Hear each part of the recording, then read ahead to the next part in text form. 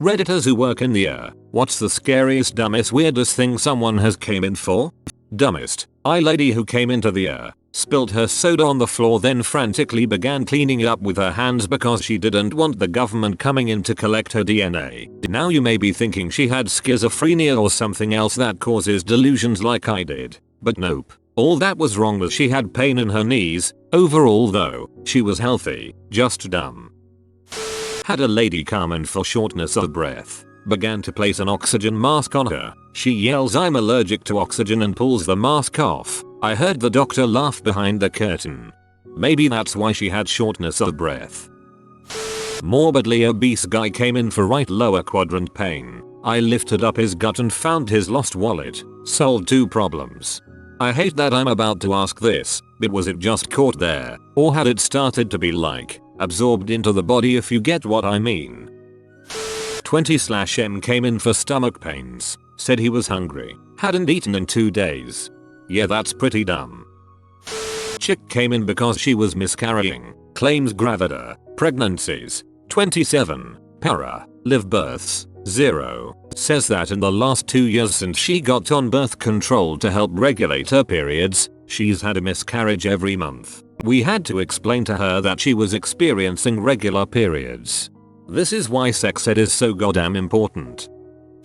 My friend worked in a. She had an obese man come in complaining of a rash under his gut. Upon close examination they found several splinters. When asked, the man casually replied, "Oh, that must be from the love board." So the crew had to ask for details. Apparently, the couple had to use a board to pry the man's gut up to get to his penis for lovemaking activities.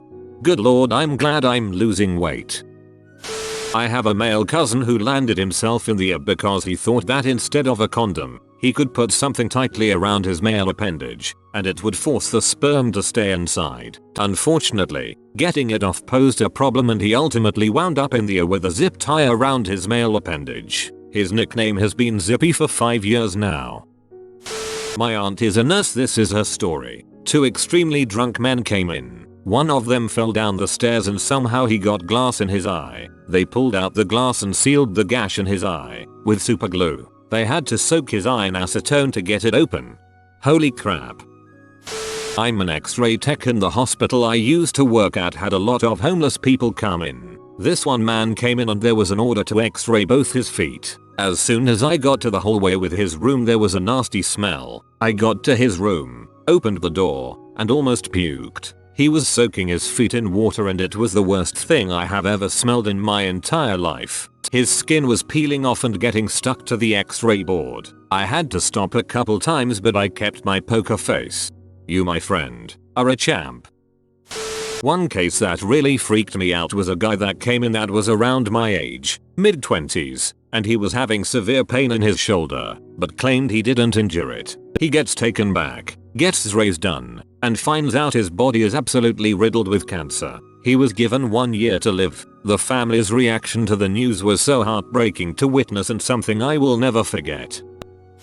A number of things come to mind, but top 3 without thinking. 1. Man with 10 inches cucumber in his rectum. Did not mention said cucumber till the MD noticed a bump on his stomach. Still didn't say anything until we got a CT result. 2. Older man came in with vibrator in rectum. Wife couldn't get it out and refused to come with him. 3. Younger male came in with priapism. Urologist was called in to drain it. One of the most bloody, horrifying things I've ever seen. I saw him again 3 days later for the same thing. All kinds of abuse and trauma and death, but let's stay lighthearted.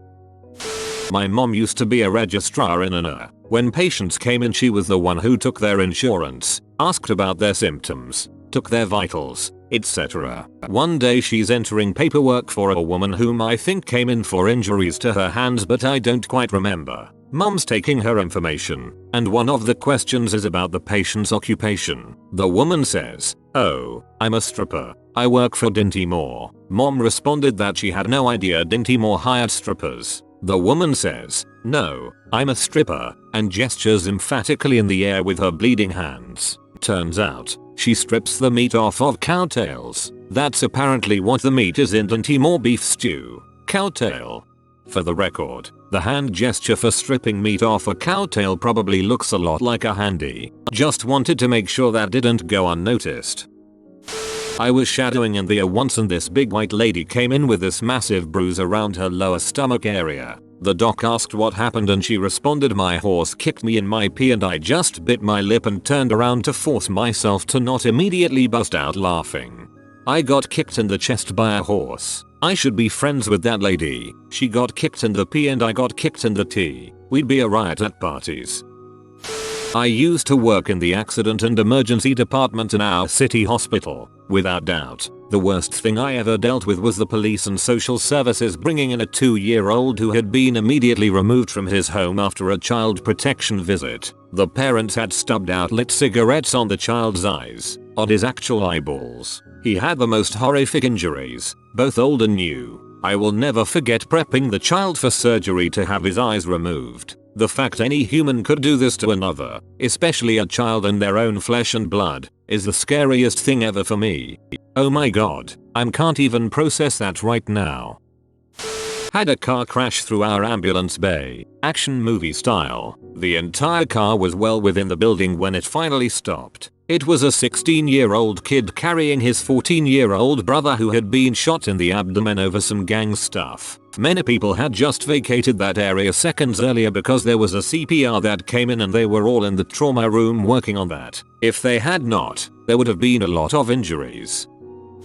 My time to shine. Guy comes in with a salt shaker lodged in his butthole. Said he was changing a light bulb then somehow fell onto it. A charge nurse here. 35, Chief complained. Boogers have started to taste bad for 1 week. No crap, I know what this guy means. I never had a sinus infection but I got one last year. The snot that runs down the back of your throat tastes fucking foul. You can taste the infection.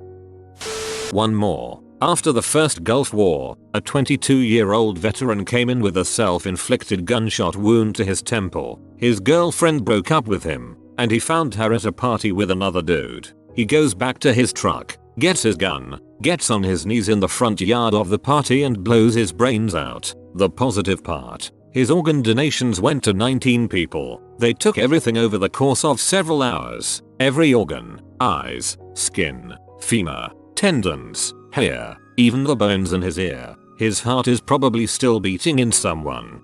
It's really good that he could still help people after death. When my mom died, her corneas went to a young woman that went blind after a car crash, and ever since then I've been a huge advocate for organ donation.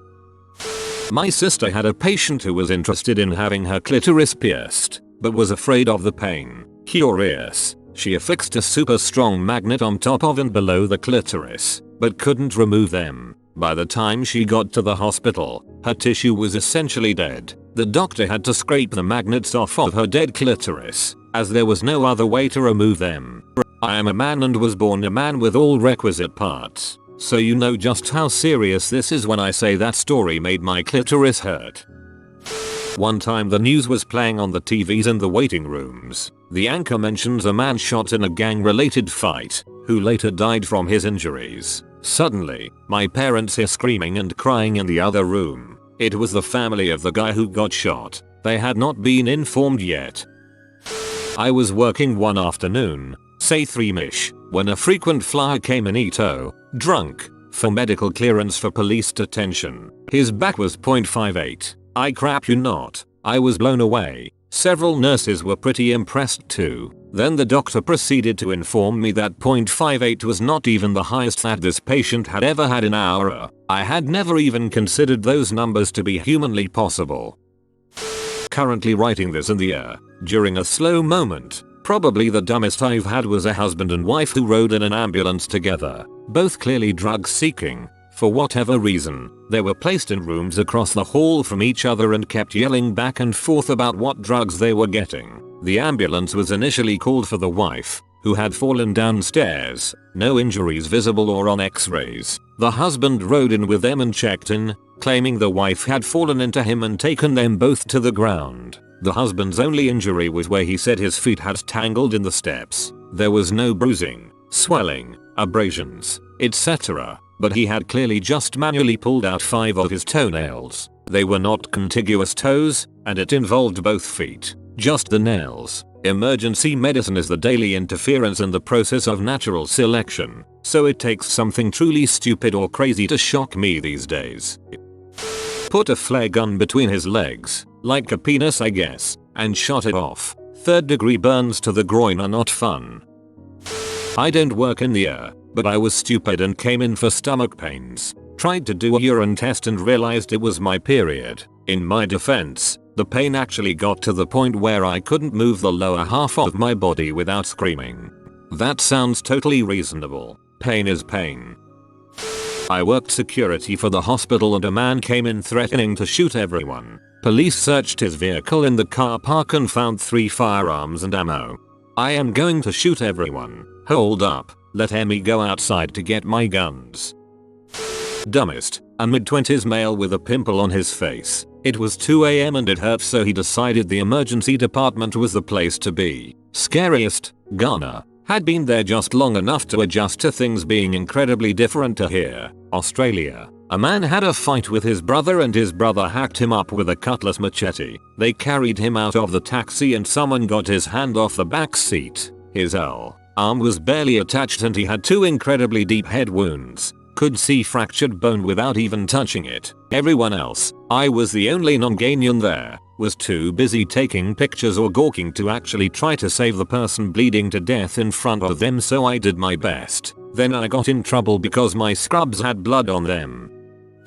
I used to be an EMT and one time we got called to a house in the middle of the night for a patient with belly pain. We get to his house and he is bent over a chair in extreme pain. We get him in the ambulance and start taking him to the ER. The whole drive he's letting out these tiny farts that are deadly. He's also yelling that he just needs to fart. Can't we give him something to make him fart? The doc asks us if there is a possibility of a foreign body issue and I say that I didn't check. The doctor sends him to the CT scanner where he lets rip with a fart that echoed. He felt better and left the ER. They had to close the scanner to air it out. I have 2 friends who are nurses and Friend A said that there was a guy who went in because he had a pickle stuck in his anus. Friend B said that there was a guy who went in because he had a pickle jar up his anus. I think the guy with the jar up his anus died during surgery. It's like I'm always saying, 1 or 2 maybe, but never the full jar. Guy walked in completely impaled with a 4x4 wood post. He was drinking and working on his roof when he fell off. His buddy got a chainsaw, cut the bottom of the post, and somehow the impaled guy stood in the back of the pickup for the ride to the ER. He walked in the reception area and said, "Hey everybody, I hope you don't mind if I cut in line a bit. This seems quite serious," and promptly passed out. He survived. Another drunk man came in with a bag and a living animal inside demanding to see a female doctor. In the bag was a porcupine. He said, "I thought it was a cat," dropped his pants and was covered in porcupine quills. Doctor had to leave the room to compose herself. She says to me, "How is freaking a cat is okay? A porcupine is unexpected, but having a male doctor examine you, that's crossing the line, I guess." A colleague told me this one. A man came in with an erection that wouldn't go away, claims he hadn't taken any drugs, but I have no idea if that is true or not. Turns out he woke up with it, then went to work for a full day before coming to emergency to get checked out. Don't know what happened after that. I don't work but in a hospital. Back in West Virginia, girls used to come in frequently for just a pregnancy test. It's not like they sell them in the dollar store or anything. My absolute favorite was a 23-year-old who came in at like 3 AM because their sunburn was itchy. There was also a guy who had a baseball-sized, festering, stinky sore on the top of his head. He had had it for over a year and was just wearing a baseball cap and ignoring it. You could smell him from the hallway. This is the Statue of Liberty like in 1776 seconds for unlimited freedom. If you are new to the channel, you can subscribe. I publish new videos every day. Until then, check another video, or don't. Either way, have a great day you magnificent people.